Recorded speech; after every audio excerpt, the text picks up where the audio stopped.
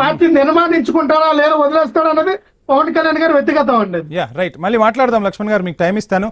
వెంకటేశ్వర్ గారు చూస్తున్నారు మొత్తంగా పవన్ కళ్యాణ్ పూర్తిగా పార్టీపై దృష్టి సారించారు. ఓవైపు చంద్రబాబు నాయుడు కూడా గతంతో పోలిస్తే ఇప్పుడు పార్టీ ఆఫీస్కి వెళ్లటం, కార్యకర్తల్ని కలవటం ఇదంతా కూడా జరుగుతోంది. సో ఇదే నేపథ్యంలో జనసేనాని కూడా పూర్తిగా పార్టీపై దృష్టి సారించారు. వీర మహిళలు కావచ్చు, పార్టీని నమ్ముకుని పార్టీకి కష్టపడ్డ వాళ్ళ కోసం న్యాయం చేస్తాను అని చెప్తూ ఉన్నారు. సో కూటమిలో కొనసాగుతూనే ఇదంతా సాధ్యమవుతుందా? నామినేటెడ్ పదవులకి సంబంధించి ఇద్దరి మధ్య ఎటువంటి విభేదాలు రాకుండా ఉంటాయా? అందరికీ న్యాయం చేయగలిగే పరిస్థితి ఉంటుందా? ఏం చెప్తారు? నమస్కారం వంశీ గారు, మీకు ప్యానల్లో ఉన్నటువంటి మిత్రులందరికీ కూడా శుభ సాయంకాలం. ఐ న్యూస్ నోక్షకులు కూడా శుభ సాయంకాలం. ఈ వంశీ గారు యాక్చువల్ గా ప్రతి వాళ్ళు మాట్లాడతారు, దానికి ఏమి ఇబ్బంది ఏం లేదు. ఎందుకంటే భావ ప్రకటన స్వేచ్ఛ ఉన్న కాబట్టి ఎవరు ఇష్టం వచ్చినట్టు ఎవరి భావాలను మనం వ్యక్తీకరించచ్చు. జనసేన పార్టీ యొక్క పుట్టుక, జనసేన పార్టీ యొక్క సిద్ధాంతం, జనసేనాని యొక్క ఆశయం, లక్ష్యం అనేది మనం పూర్తిగా గమనించినట్టయితే జనసేన పార్టీ అనేది కేవలం అధికారం కోసం పుట్టినటువంటి పార్టీ కాదు. జనసేన పార్టీ అనేది సమాజంలో ఉన్నటువంటి ఈ సంప్రదాయ రాజకీయాలకి భిన్నంగా ఒక నూతన నవనిర్మాణ శక్తిని మనం తయారు చేసి ఆ నిర్మాణ శక్తి ద్వారా సమస్యల పరిష్కారానికి కానీ, మౌలిక సదుపాయాల కల్పనకు కానీ, అభివృద్ధి యొక్క గేర్ని పెంచడానికి కానీ చేయాల్సినటువంటి ఆలోచనతో పుట్టినటువంటి పార్టీ జనసేన పార్టీ. అందుచేతనే మేము సీట్ల విషయంలో బార్గెన్ చేయకుండా మేము త్యాగం చేసి వాళ్ళు 100% స్ట్రైక్ రేట్ తీసుకొచ్చాం. కాబట్టి మిత్రులు ఎవరికి ఉన్నటువంటి అభిప్రాయాలు వారుకుంటే తప్పేమి లేదు, మేము దాన్ని ఖండించాల్సిన అవసరం లేదు.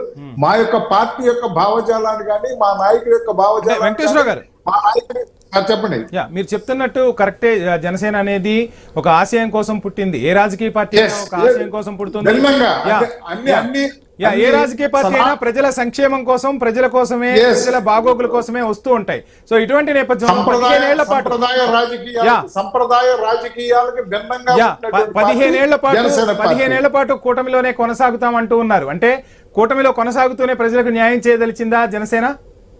100% ఏం చెప్తాంటే ఒక ప్రతిపక్ష పార్టీగా ఒక 2 చోట్ల కూడా ఓడిపోయినటువంటి వ్యక్తి ప్రజల కోసం, ప్రజల మధ్య నిలబడి తన యొక్క వృత్తి ధర్మాన్ని పోషించుకుంటూ తన ప్రజలు ఏదైతే ఆంధ్ర రాష్ట్ర ప్రజలకి తను ఏదైతే వాగ్దానం చేశారో పార్టీ ద్వారా భిన్న రాజకీయ వ్యవస్థను ఏర్పాటు చేయాలనేటువంటి ఆలోచనతో పనిచేయటం, ఆ తర్వాత తన్ను తాను తగ్గించి, ఎక్కడైతే బైబిల్లో సూచిందో తన్ను తాను తగ్గించుకుని వాడు గొప్పవాడు అన్నట్టుగా తగ్గి ఆంధ్రప్రదేశ్ రాష్ట్ర భవిష్యత్తు కోసం,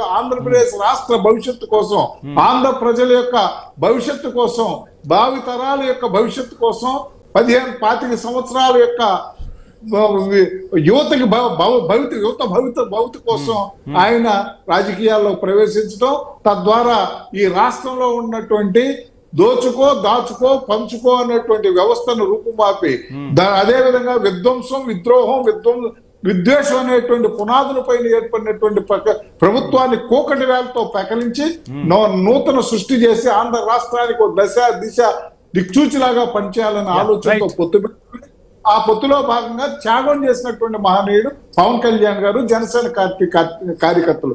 ఈ రోజు వచ్చేటప్పటికి ఇవాళ జనసేన పార్టీని గ్రాస్ రూట్ లెవెల్లో ఆల్రెడీ మాకు జిల్లా కమిటీలు ఉన్నాయి, నియోజకవర్గ కమిటీలు ఉన్నాయి, మండల కమిటీలు ఉన్నాయి, గ్రామ కమిటీలు ఉన్నాయి.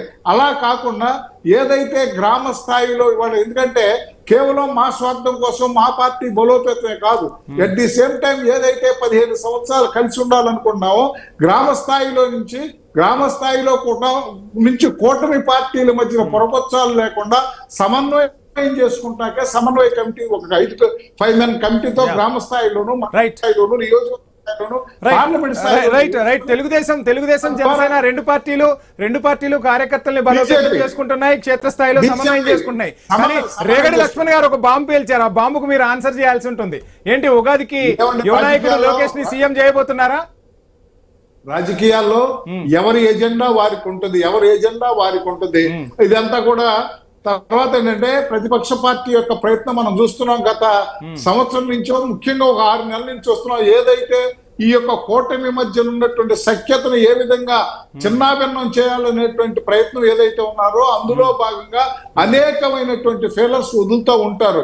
వాటికి ఆన్సర్ చేయాల్సినటువంటి ఊహాజనితమైనటువంటిది లేదా సంకుచిత స్వభావాలతో ఉన్నటువంటి ప్రశ్నలకు ఆన్సర్ చేయాల్సినటువంటి పరిస్థితి ఏమి లేదు. చంద్రబాబు నాయుడు గారు అదేవిధంగా పవన్ కళ్యాణ్ గారు చాలా స్పష్టమైనటువంటి అవగాహనతో స్పష్టమైనటువంటి దార్శనికతో మోడీ గారి యొక్క నిర్మాణాత్మకమైన సూచనలతో ముందుకు వెళ్ళేటువంటి పరిస్థితి. Please conclude. Yeah right. మొత్తంగా కాబట్టి ఇలాంటి ఆలోచించాల్సి లేదు. వెంకటేశ్వర గారు మళ్ళీ టైం ఇస్తాను. కార్తిక్ గారు, మొత్తంగా చూస్తున్నాం ప్రతి రాజకీయ పార్టీ ఆశయం కూడా రాజ్యాధికారమే. ఆ రాజ్యాధికారం ద్వారా ప్రజలకు సంక్షేమాన్ని అందించాలి, రాష్ట్రాన్ని అభివృద్ధి చేయాలని కళ్ళకంటూ ఉంటారు. సో ఎలా చూస్తున్నారు జనసేన పార్టీ పెట్టడం, పార్టీ పెట్టిన తర్వాత పవన్ కళ్యాణ్ మొన్న ఎన్నికల్లో 100% స్ట్రైక్ రేట్తో గెలవటం, ఆ తర్వాత ఇప్పుడు వీర మహిళలకు ప్రాధాన్యం ఇస్తూ కార్యకర్తలకు